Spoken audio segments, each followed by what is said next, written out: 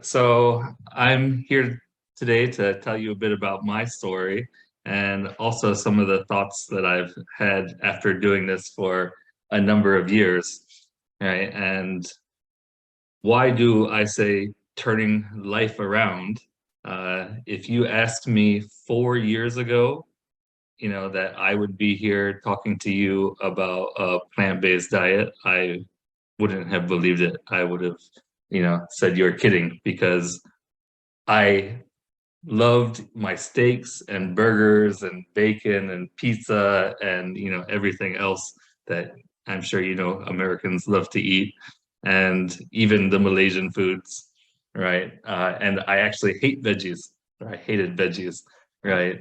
So my life completely changed, and I'll tell you about a bit about that and then some of my thoughts. So it really is turning life around, a complete 180, completely opposite than what it was.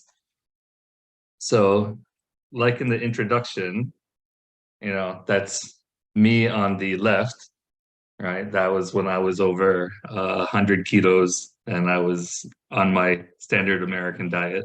So that's a picture of me visiting my family in Michigan in the USA.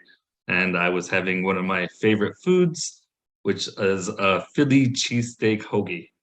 So it's white bread and a bunch of steak and cheese, right? That was one of my favorite meals, right? And then in 2019, that's when the picture was taken, late 2019, right? That was about the time of COVID.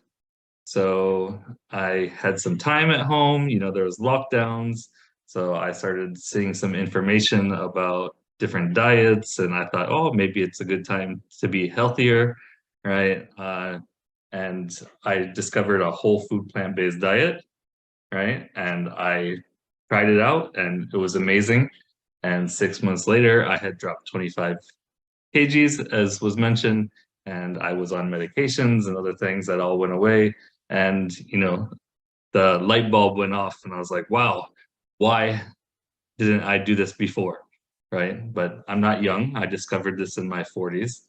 Right. And I thought, wow, why aren't more people doing this? So that's why I helped found PB Health to get people started on a plant-based diet and to make that transition, right? So I would like to thank Audrey for the presentation before about the 21 days. We did something similar in Malaysia for a shorter amount of time, right? And I think it's really good to get started. I'm going to give you my thoughts after it's been about 3 years and 3 months since I made a completely, 180-degree change. I went from eating steak and burgers and then whole food plant-based overnight, 3 years and 3 months ago. So these are some of my reflections, right? And the big questions that I have over this time, right? So one is, I discovered the power of healthy eating in my 40s. One question was, why did it take so long? All right. Second thing is, I was a hardcore meat eater and I hated veggies. How did I successfully change to plant-based? And third one is, it worked for me. Many people wonder, will it work for you, your family, or friends? And I'll give you the evidence we have from Malaysia. And last one is, I'm sure you've seen most diets fail. How can we make this way of eating sustainable? Right. So this is one of the first things about why I think it took me a long time to discover healthy eating is, there's amazing healthcare in the world, right? There's innovations all the time. Doctors are getting better, medicines are getting better. And this graph will kind of show you the mortality rate on the left. So that's the people, dying, right? And then over time, how communicable diseases, things like flu, right? Tetanus, polio, all the things that you get vaccinations for, that used to be a huge issue and people were dying from it, becoming less and less so because of healthcare, right? So medicine is getting good. So I always was of the mind that, I'll do what I normally do. And then there's the healthcare industry that will help me if I have health issues, right? But what is happening over this time is the communicable diseases or the infectious diseases are coming down, right? At the same time, lifestyle related, chronic diseases, diabetes, obesity, like I was, hypertension, cardiovascular disease, heart attacks are skyrocketing, right? So what's happening? Is this food related? So I'd never really thought about this in the past, right? And then I had time over COVID to start thinking about it. But even when I was introduced to this information, I thought, okay, we all know we need to eat healthy. We all know we need to exercise. So what else was really stopping me, right? So one thing was I just didn't have a sense of urgency. I had some medical issues. I was taking some medications, but never once did my doctor tell me that, I should change my diet. They would say, okay, if you have this issue, we'll give you this medication, right? Of course, they would say you should eat healthy. They tell me things like you should avoid spicy food for your heartburn, right? Uh, but never more than, a couple minutes talking about what I should be eating. And there was no indication that if I changed what I was eating, how much different I would feel or how much healthier I would be, right? So I had a lack of information and urgency from somebody who, I trust on to give me good advice. Then, once I said, okay, it's important to eat healthy, I want to do something, I started Googling, what is the best diet, right? And I'm not sure if you've come across a lot of these terms. They're all different kind of diets out there, from vegan to Mediterranean. There's the Mind diet, the Dash diet, right? A lot of people talk about keto diets, right? And there's very passionate people that are behind all of these, even doctors, right? And they'll, one doctor will say you should do keto for one thing, and one will say you should go vegan for the same thing, right? So as normal people or consumers, and we don't have PhDs in healthcare, right? What are we supposed to do, right? So I found it was just all too confusing, and I think that was also something that, was stopping me from making a change.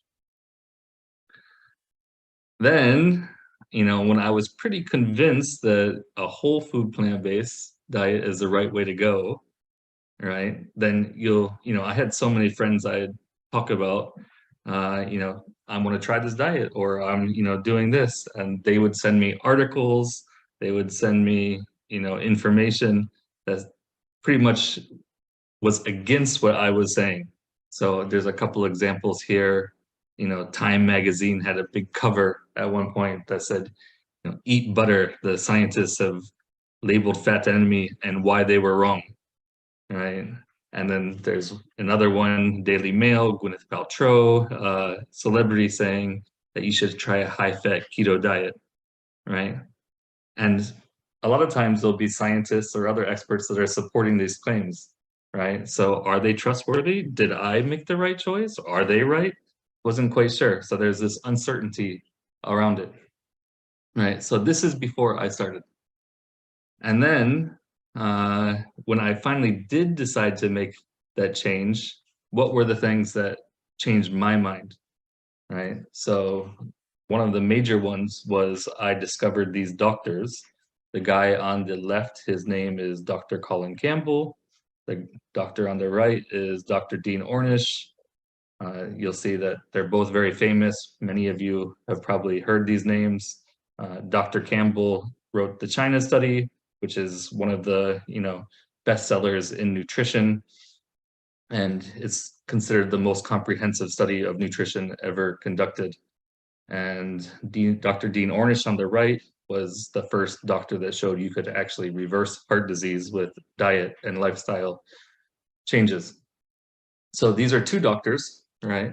But what really convinced me is when I discovered that they were the consulting physicians for the guy in the middle, the former US President, Bill Clinton, right? Of course, presidents receive the best medical advice there is in the world, right? So whatever they're doing, I'm sure they're not following fad diets or other things, right? That they're getting the best advice and they're getting the best doctors. And he had heart disease, and he actually followed the advice of these doctors that were telling him to eat a whole food plant-based diet, right? And by doing that, he actually treated his heart disease. So I thought, well, if the US president can, adopt this and is good for him, then there must be some real facts and truth behind it, right? So that kind of gave me a foundation of trust to what a whole food plant-based diet is. And then I started looking into it more, I was like, okay, it was good for him. How about I start, just Googling for whole food, plant-based, vegan, all these different diets. And this graph here is showing you how many academic journals there are that cite different kinds of diet, right? So a lot of people talk about vegetarian, a lot of people talk about vegan, and a lot of people talk about plant-based. So you'll see here in this graph from the year 2000 to 2018, the number of academic publications, so these are scientists and researchers that are looking at it, and the kind of diet. And you'll see that ve vegetarian is the orange one, right? There's been interest over time, but it slightly grew over the last 20 years. The same is for vegan. There's some interest, right? The light green line, and it slightly grew over the last 20 years. But there's been an explosion in interest in plant-based diets, right? And so there's all this really great research that is being done that tells you about plant-based diets, what they're good for, right? And the benefits. So after I had all that information, I was living in Kuala Lumpur, Malaysia at the time, and I thought, well, I'll try it myself, but I want to make sure that, I talk to people who know about this and can potentially support me. So I met these people who later helped me set up PB Health, right? So luckily, I did find some doctors who know about whole food plant-based in Malaysia, and also a very talented chef. His name is Chef Dave.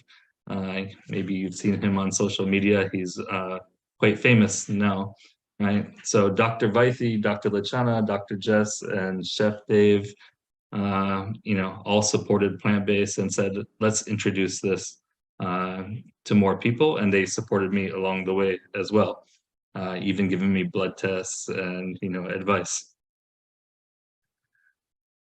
So it's good to have the support. It's good to want to do it, but like all of you have to make it tasty, convenient, and affordable, right? And here's just some pictures of the food that I was eating when I changed. Luckily, I knew Chef Dave, and he's a talented cook. So you'll see many Malaysian dishes here from all different cuisines. There'll be Indian inspired ones, Chinese inspired ones, even Malay dishes. So this is one key part, and I was very lucky to be living in Malaysia and having the right support there to get this food, right? And the last thing is, if somebody just told me to go plant-based and would show me the results, tell me these are the doctors who say this, I, maybe listen to somebody, but I don't think I would have actually changed, right? So the key for me was, I got the information, I had the right people around, and then I just tried it, and I gave myself a very easy goal. So, many people with Suchi tried 21 days. I just said, let me try this for a couple weeks, right? I had no intention to do this long term. And just after a couple weeks, I was feeling so good, and I'd never felt so good, right, in many, many years that I thought, wow, this is amazing, and I need to do more, and I need to tell other people about it, right? But it took me experiencing that for myself before I would have actually, changed or or ask other people to change themselves, right? And just starting with something very achievable. I just want to do it for a couple weeks, right? And just that couple of weeks was enough for me to experience it and then want to do it more. Okay? So I did it for myself. I had amazing results, and I couldn't believe that more people aren't doing this. So that's when we set up PB Health. Worked with the doctors and nutritionists and chefs, and we asked Malaysians to try it out, right?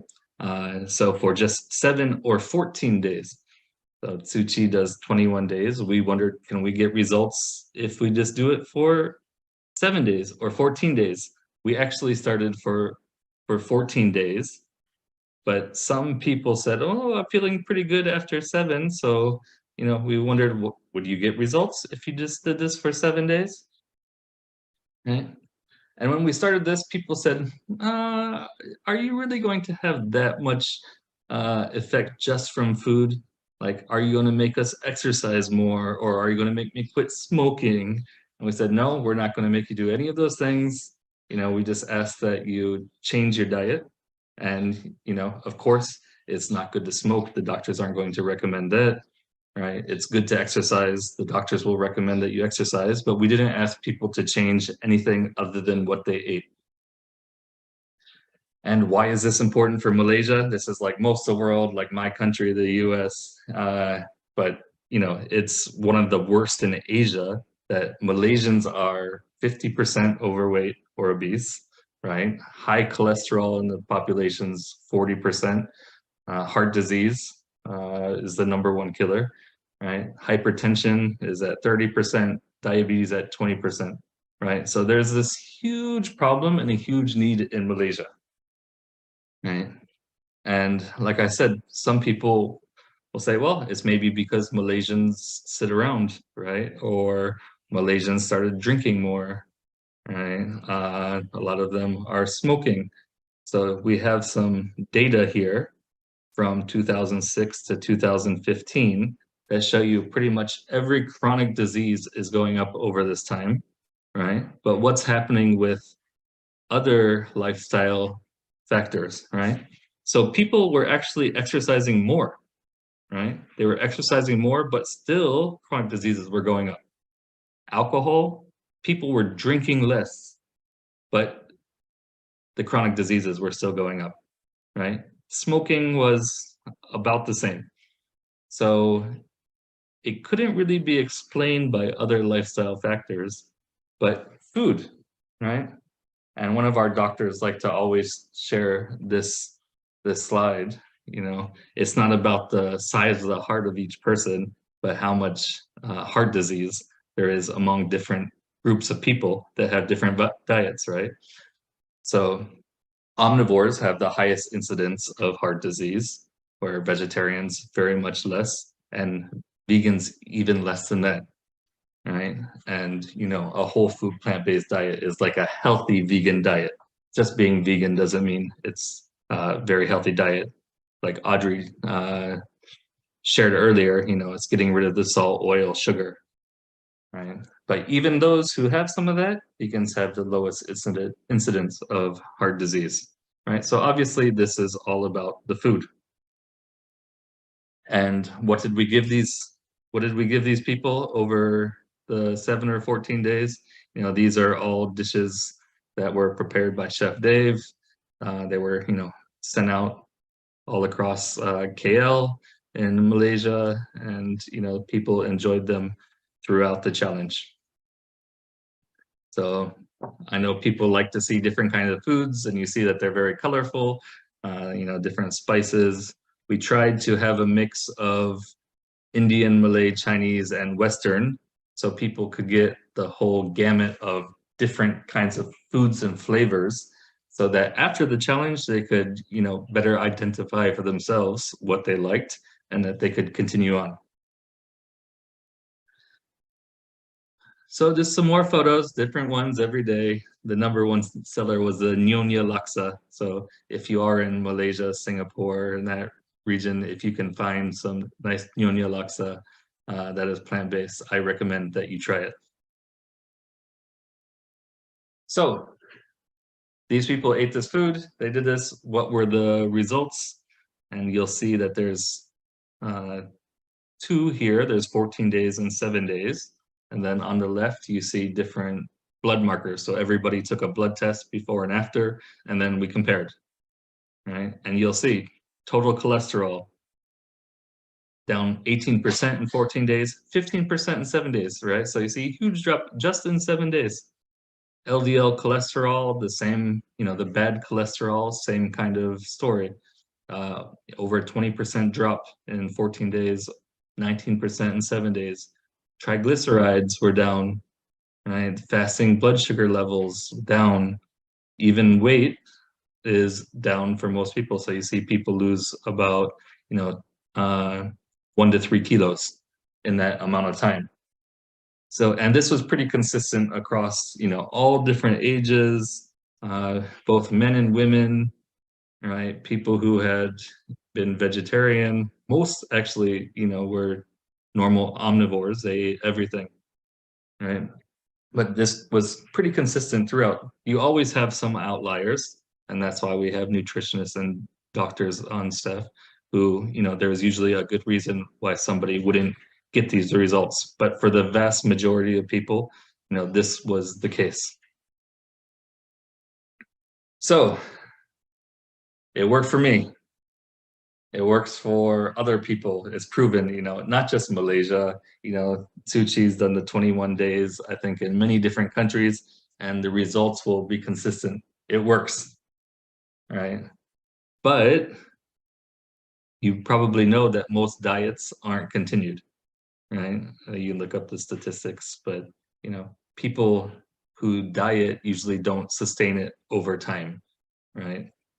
So what's one of the things that is happening, right?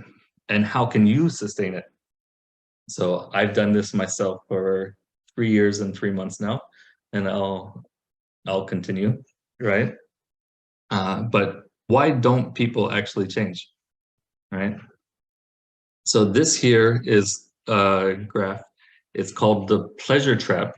This was created by a psychologist. His name is Douglas Lyle, right? So he tries to explain, why we love junk food and why it's so hard for us to change to healthy food, right? So if you look on the left, you see the happy face, or really excited, just the normal, and sad, right? So before we're introduced to all the junk foods and everything, we're in the normal pleasure zone. That's one. So if we all start with healthy whole foods from when we're babies, right?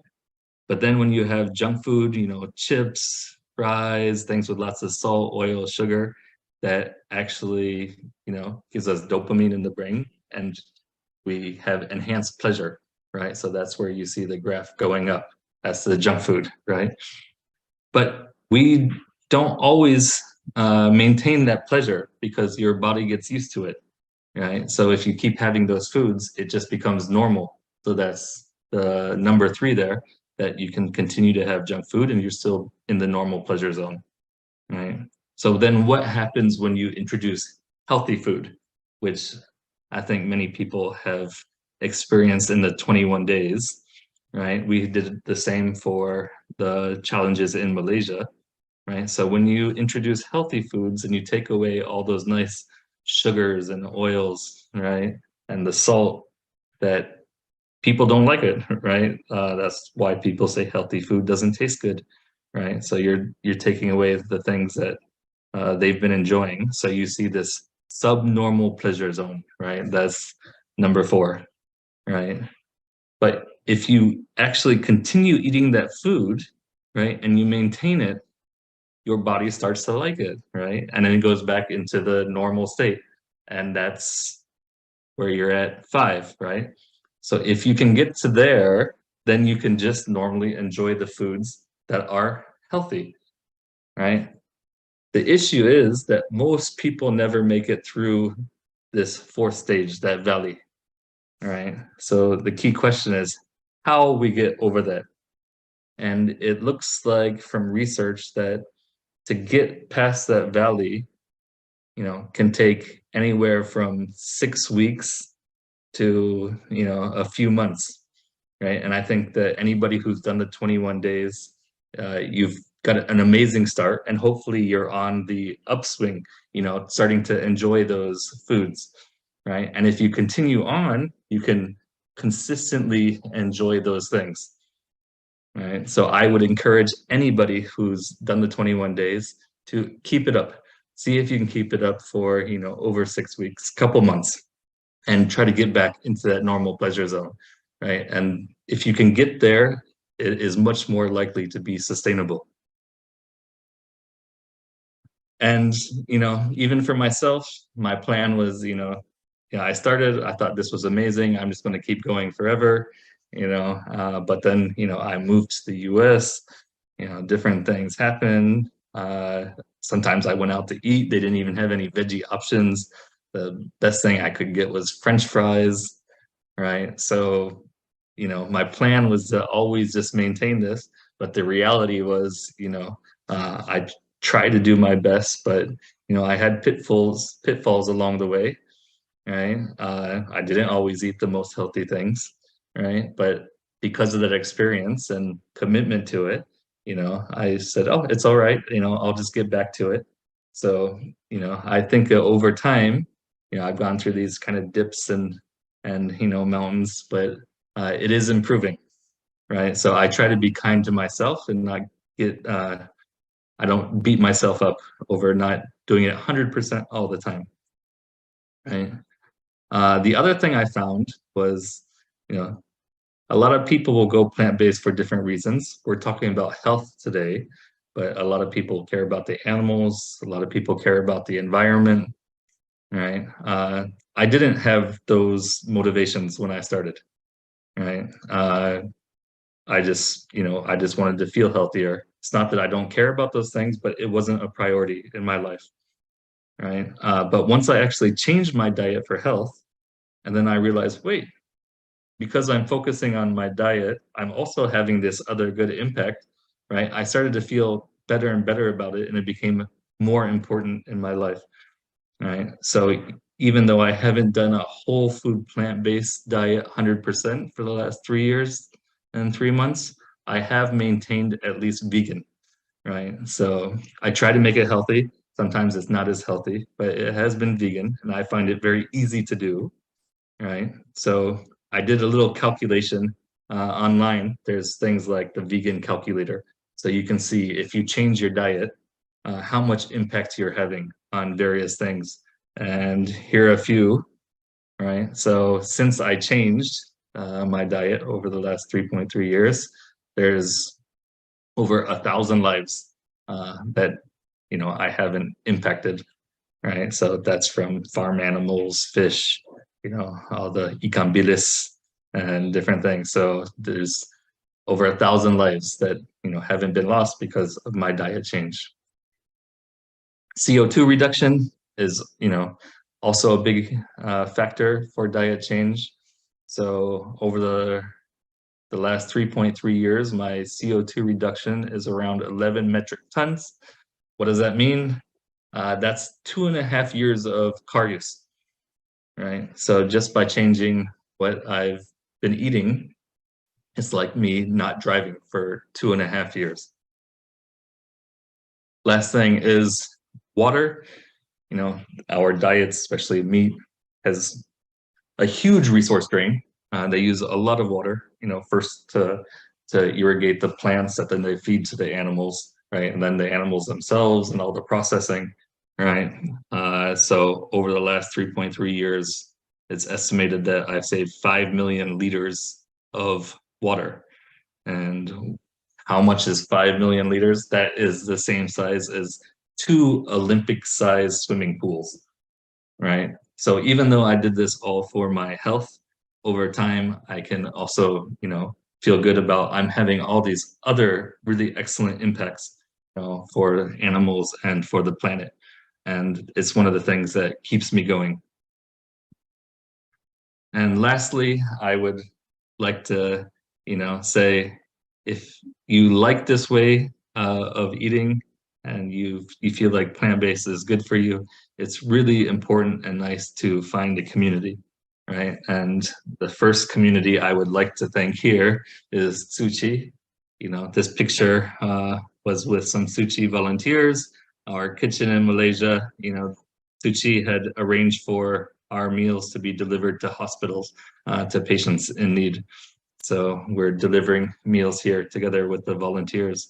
And I think Tsuchi is doing great work and people are very supportive and kind. And I think, you know, it's nice to have that community around to keep you motivated and support you along the way. The other ones I'd like to mention here that I'm working with right now is called ProVeg International, who actually collaborates with Tsuchi at the international level.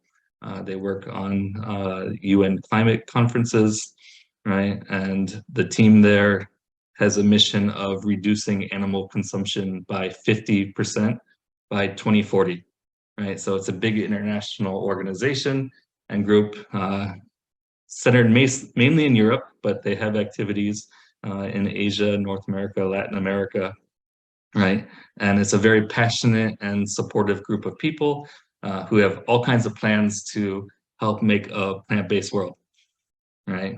So I would once again like to thank the team here. And I think that, you know, if you've had a positive experience with plant-based, please share it with others.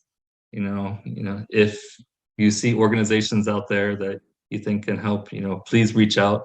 I'm always available. If any questions, you can, you know, connect with Tsuchi and, you know, they'll give you my contact information and I'm happy to speak further about this. So with no further ado, I think that's it for my sharing and thank you very much to the team for letting me be here. If there are any questions, just let me know.